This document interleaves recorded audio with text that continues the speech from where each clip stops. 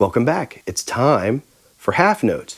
You know whole notes. We've just done whole notes. Excellent, great. A whole note gets 4 beats per bar.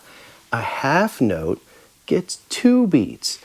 So what we're going to do is we're going to strum every 2 beats. This is what's going to happen. Same thing with your fretting hand.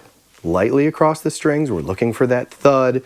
Get your pick ready. And we have 1, 2, 3, 4. 1, 2, 3, 4. These are half notes. A half note gets 2 beats. 1, 2, 3, 4. Let's try a few before we go over. 1, 2, ready, go. 1, 2, 3, 4. 1, 2, 3, 4. 1, 2, 3, 4. 1, 2, 3, 4. Excellent. Let's head over to the play section.